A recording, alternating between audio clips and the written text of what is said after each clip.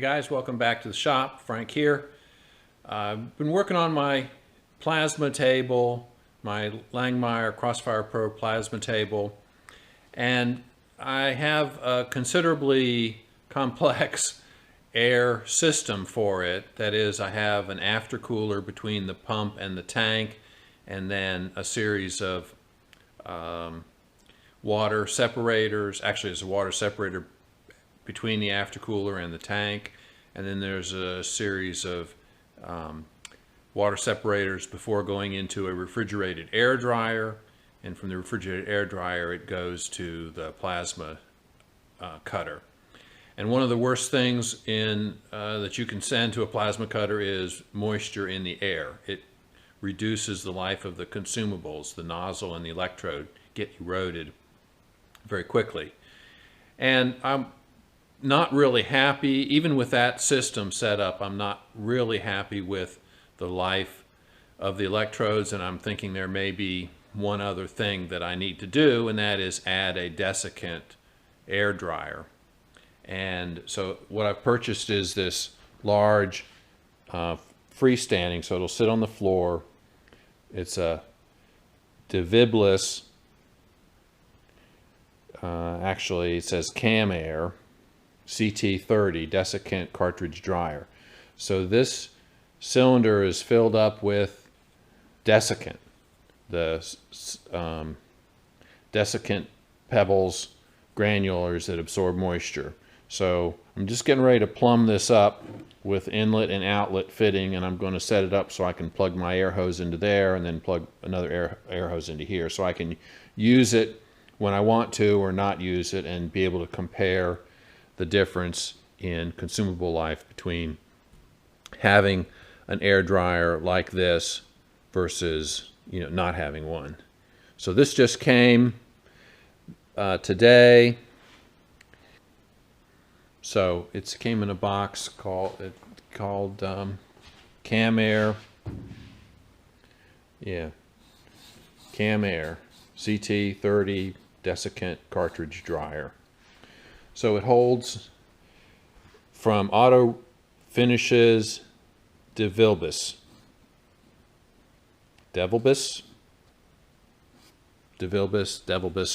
not sure how to pronounce it. So we'll see. This takes a 10-pound fabric bag of desiccant granules, and that fills up the whole cartridge, the whole cylinder here. And so we'll see how it works. I'm going to go ahead and put the fittings on it. I got a pressure gauge for the input just to see what my pressure is. And I don't know whether I should have that on the input or the output, and I guess I could put one on each that would tell me the delta P across the filter. But right now I'm more interested in the pressure I'm getting through my system to this device. So, all right, I'm going to go ahead and put Teflon tape on all the fittings and tighten them up and get it ready to hook it up.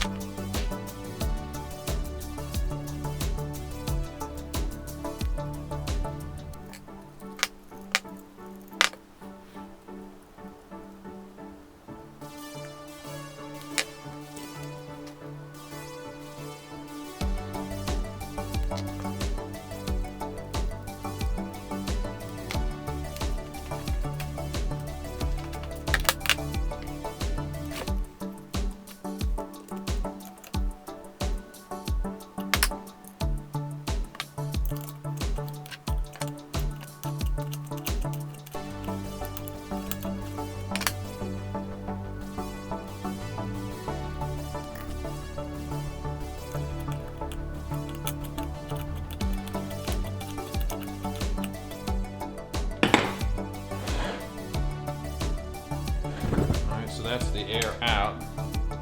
This is the air. This is the air in. And that's where I'm going to put the valve. I mean the gauge, I'm sorry. So let's put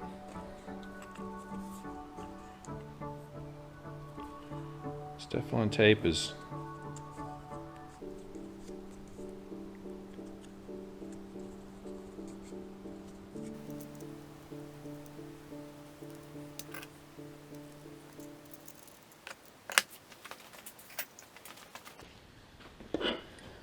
need a little open-end wrench to hold the gauge connection.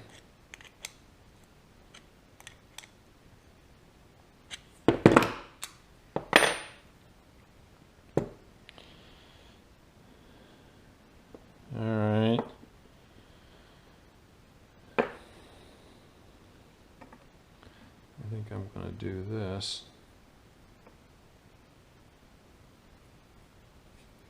So I can have both of my connections coming off this dryer in the same direction.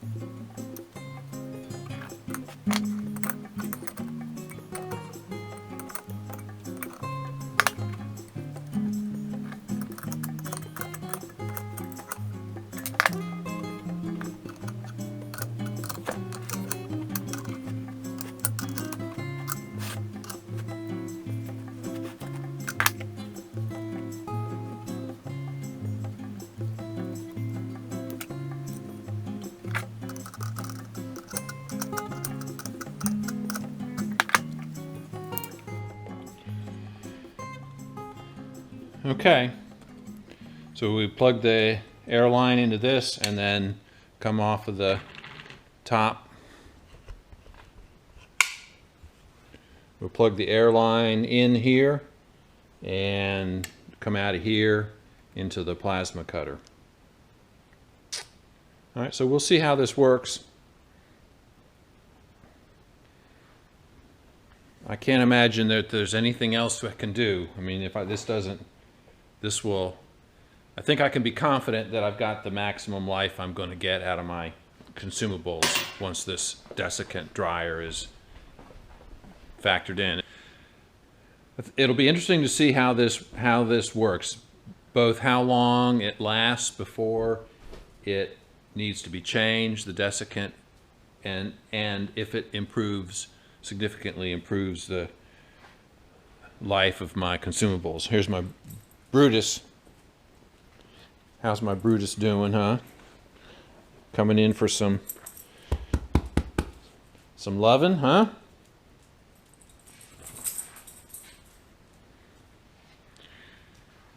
All right. We'll come back after I've had some time to use this to see if, you know, it really is of any benefit. It should be. It's supposed to be the ultimate in dry air for your plasma cutter. All right. After I finished putting together the Cam Air Desiccant air dryer for the plasma table, I set it down here on the floor and have plumbed it in. I got the air line coming from the compressor and refrigerated air dryer coming in, and the line coming out to the plasma cutter. And it's, you know, it seems to be leak free. It does have, and I didn't show you this in the setup. I didn't show you this in the setup video. This lid comes off. It's got head bolts and a head gasket, a rubber head gasket, and the bolts are torqued to 25 or 30 foot-pounds. They're 9/16, 3/8-inch bolts, 9/16 heads. You know, they should have washers under the heads. It didn't come with washers, but I think I'm going to come back and put washers just to avoid galling the surface of the head, which is like these two flanges are, I mean, they're 1/2 inch thick. So it is a substantially built device. As I mentioned, it has a 10-pound bag of desiccant in it. It has a sight glass here, which is green now, and it tells you it's good when it's green, turns yellow when you need to change the desiccant. I didn't mention that the bag that the desiccant comes in actually acts as a filter, particulate filter. So the surface of the bag material is actually a filter, so it prevents any dust or dirt or debris, anything from getting to the plasma cutter. It has a drain on the bottom of the tank, and you can access it. And it has a little valve, so you can drain. It says to drain daily. I have not gotten anything out of it. I've used it now for cutting out the large quantity of track pad backers and track pads for the first track for my dozer project. I haven't used it enough and compared life of the consumables, and I'm not so sure I'll really be, the difference may be very small, and there may be other factors that I don't understand, so I'm not so sure I'll be able to really tell. I feel better that it's there, and so maybe that's part of it. It's psychological. I feel like I've done everything I can reasonably do to make sure the plasma cutter gets dry air. With a refrigerated air dryer and a desiccant dryer, there's nothing, nothing else I think practically can do. So I'm not sure I'll be able to tell on the life of the consumables. I don't think I had enough data about it before I had it on, and to be able to compare to data afterwards.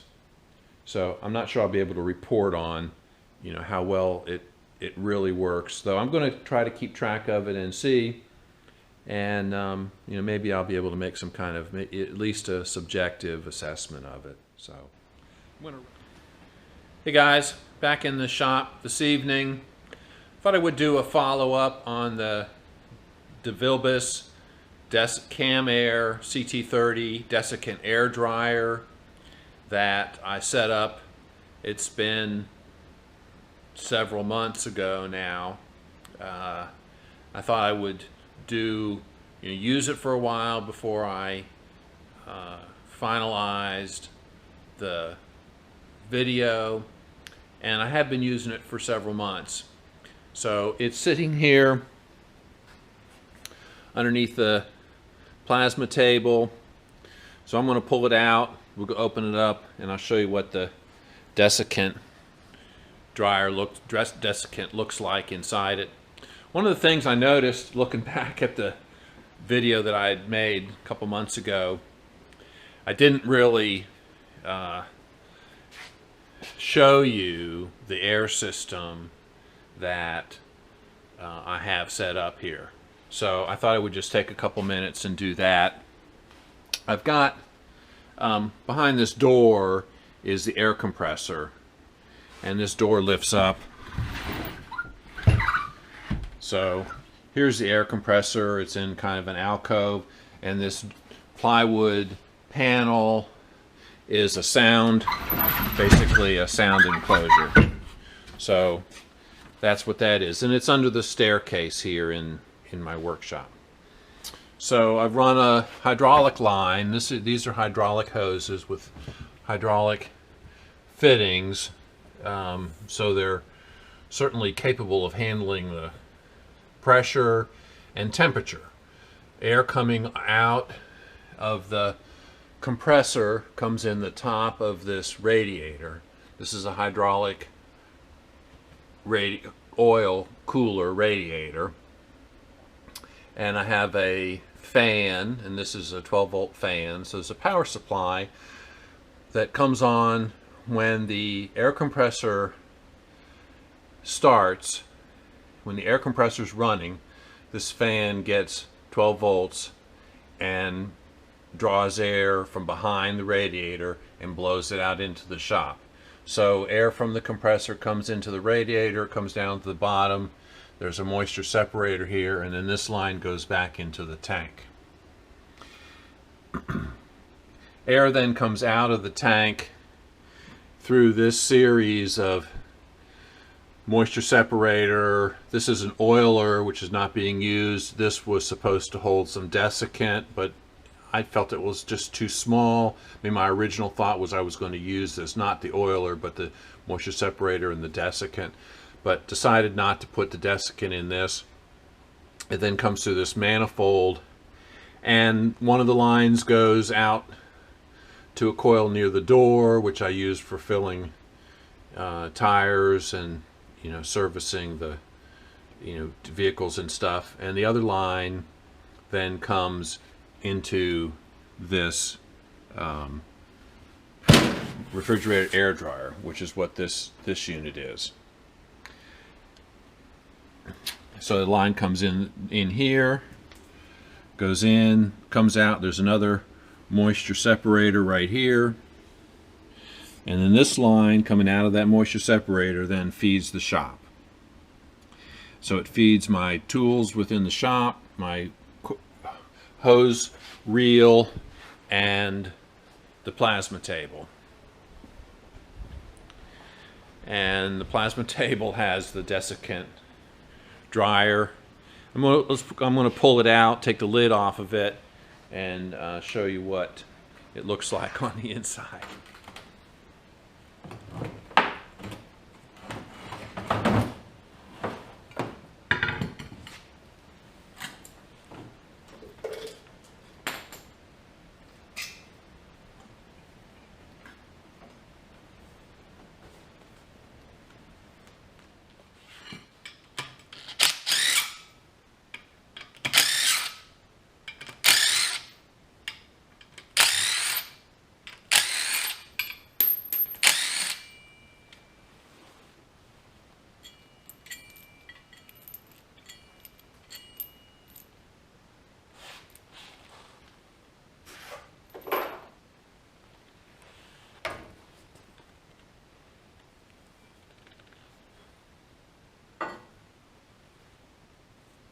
That's the rubber gasket. When I first got it, it was improperly installed. They had pinched this fabric in the gasket when they put the lid on. Anyway,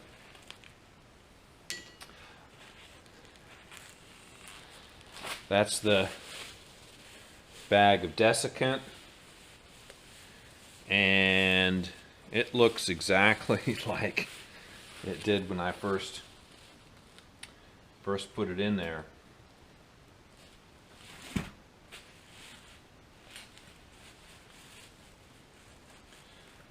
Feels perfectly dry.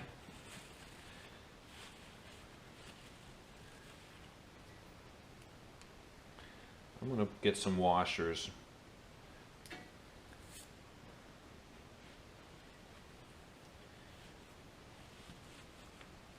Put some washers on here to protect that lid. I mean, there's really not much to it other than this bag of desiccant. It's just a pressure vessel.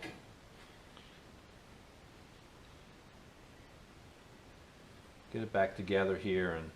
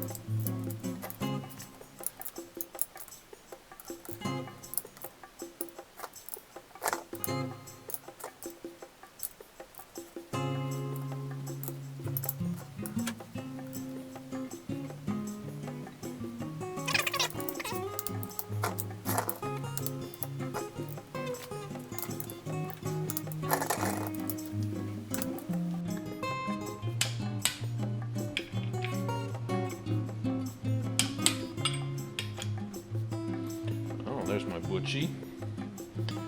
Where's my Brutus? You being good boys? Huh? You being my good boys? Whoops.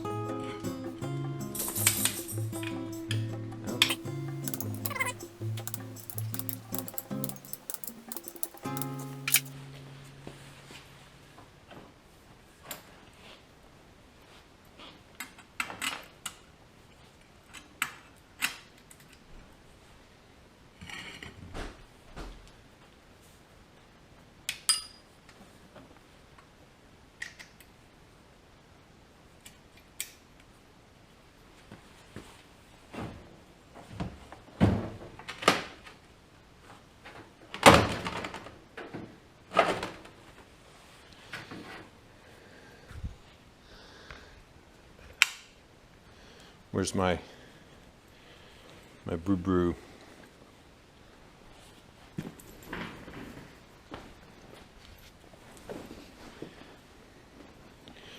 What you doing, huh? It's raining outside, isn't it? Yeah. Yeah. You're such a good boy. You're such a good boy.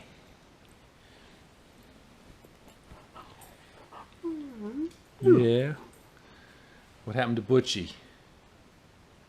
Butchie go back outside? Yeah.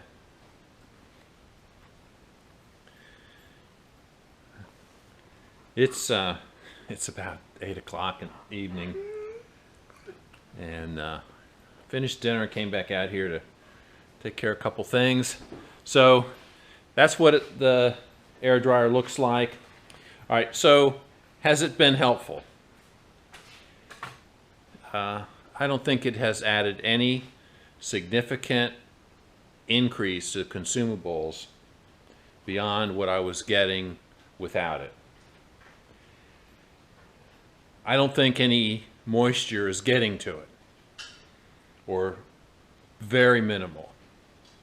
The combination of the aftercooler and the refrigerated air dryer is removing a vast majority of moisture from the air. So there is virtually no moisture getting into that air dryer, I don't believe. And my consumable life, when I first started using this, I was getting 30 or 40 minutes and 30, 40, 50 pierces from my electrode and nozzle. And I've come to find out that that's not bad. I was a little bit surprised. I was thinking it was pretty fast usage, pretty quick usage, but based on some feedback I've gotten on the forum, the Langmeyer forum, and other, looking at other places where, people are talking about the consumable life, which is a big topic. My consumable life is actually pretty good. So when I'm cutting 1/4 inch or 3/8 inch plate, I'm moving pretty slowly, so the actual torch on time is long compared to someone cutting 1/16 inch, and they're moving at 5, 6, 7, 8 times the torch speed. So the 30 minutes of cut time, 30 or 40 minutes of cut time, and 20, 30, 40 pierces, and pierces are a big issue in terms of torch life, because the pilot arc uses the tip as part of the return path before it makes an electrical circuit to the metal being cut. So that every time you do a pierce, that is wear on the electrode and the nozzle. So I'm at this point recognize that I'm going to only get 20, 30, 40 minutes of torch time and 30 or 40 pierces. And of course, I'm not using the machine every day. But you can see in my drawer here, you know, my pile of used electrodes and nozzles. So it's just a cost of doing business. Buying the electrodes and the nozzles from Langmuir using Hypertherm brand, and this is these nozzles and electrodes used on this torch are Hypertherm consumables. It's about $10 to change the electrode and nozzle, $5 each. I found lower cost versions at about half that price on Amazon, and I've used some of them. They don't seem to last quite as long as the name brand nozzles, so I have some of each, and I might use the cheaper ones for a cut that's not as important, or a series of cuts that's not as important.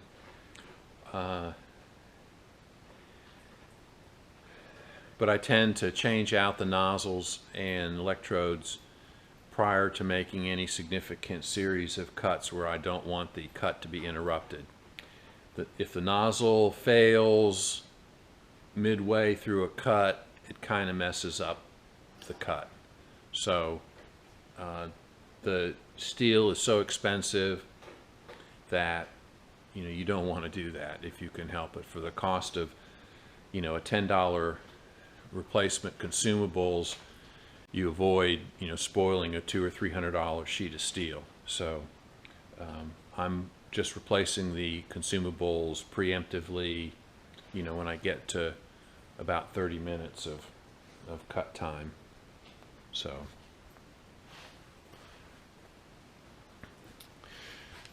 all right, so that's my somewhat subjective review of this air dryer, Desiccant air dryer.